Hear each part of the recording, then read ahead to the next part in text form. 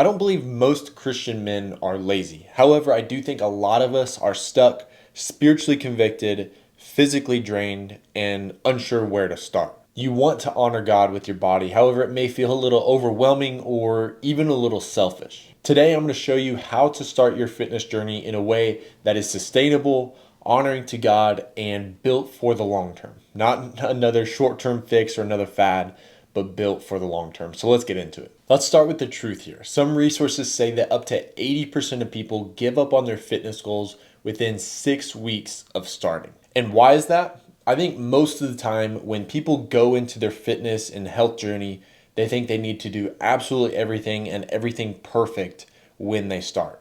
And so a lot of these programs are very extreme, they're unsustainable, and not realistic for men that have real lives and real jobs, real family to do and maintain for the rest of their life. In a lot of Christian circles, fitness isn't talked about very much. We're taught and we teach to take care of our soul, but not always taught that taking care of our physical body can be a form of worship as well. And because of that, I think a lot of people think that our fitness and our faith and then our mindset and our emotions are all different things and separate. When in reality, I think we could do a better job at coming together and saying, no, these are all affect each other. Yes, faith is at the top, but these all do affect and intertwine with each other. Having the mindset that these are all separate areas are holding you back from your fullest health and your best mindset and leadership and ultimately the calling that God has on your life. The truth is that you can't lead well when you're constantly fatigued, or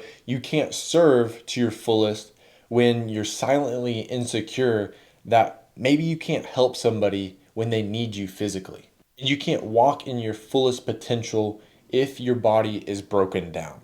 Romans 12:1 says, "Offer your bodies as a living sacrifice, holy and pleasing to God. This is your true and proper worship."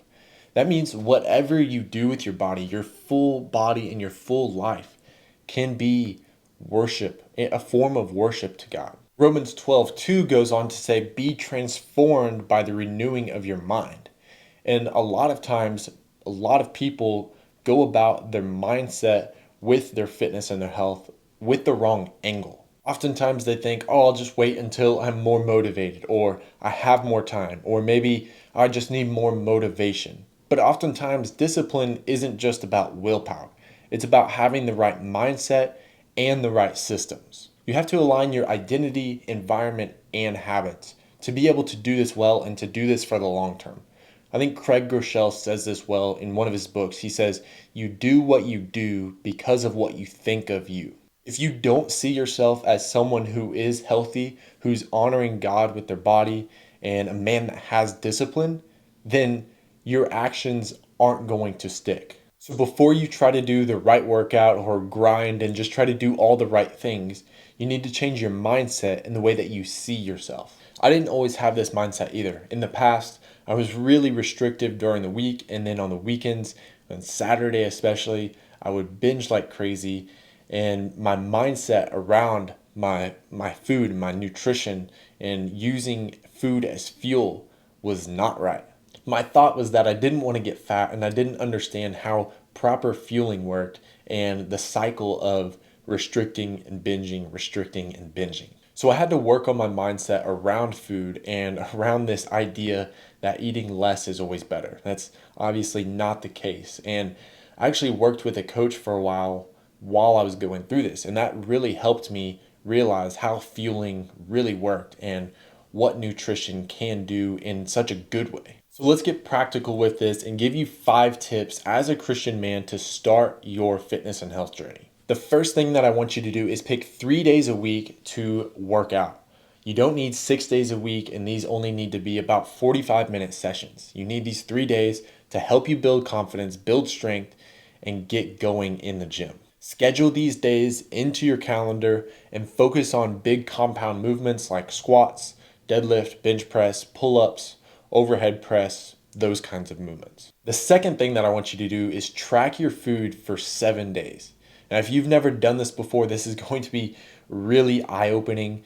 And this is not to obsess over your food, but to really see where you're at right now and to assess what needs to be done in the future. A lot of clients, when they start, are under consuming protein and over consuming on processed foods without even really realizing. And having that awareness brings clarity, and from clarity, you can make a plan and get results.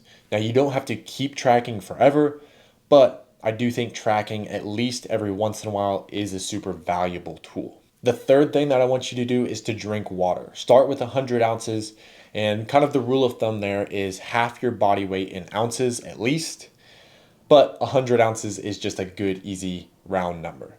And you'll be surprised at how big of a difference this makes, especially if you're dehydrated. The fourth thing that I want you to do is to get good sleep, 7 to 9 hours. And I think we can all agree that sleep is going to affect the way that we act and how good we can perform that next day.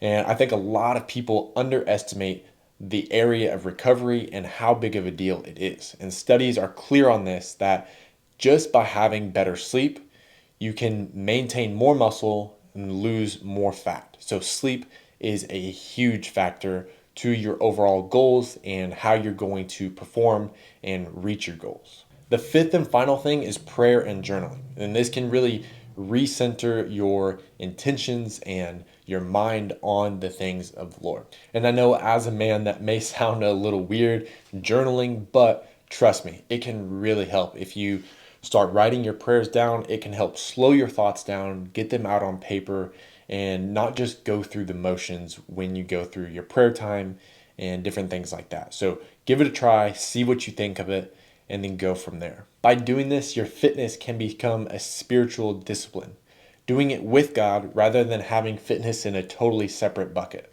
With your fitness and health, you need a bigger reason than yourself. This isn't all about getting a six-pack or crushing it in the gym. This is about becoming the man that God has called you to be, a man of discipline, leadership, and stewardship. It's about aligning your spirit and your body so you can become the man that God has called you to become. With all that being said, I created a 7-day fitness and faith blueprint that's down in the description below. It's 100% free and will help you with the workout side of things, the mindset side of things, has some scripture in there. So if this was interesting to you, be sure to go check that out and grab it. All you have to do is put in your email and then it will be sent over to your email inbox. If you don't get it, be sure to check your spam as well. But thank you guys for watching this video. And also be sure to subscribe, share this with somebody that needs to hear this, and we'll see you guys in the next one.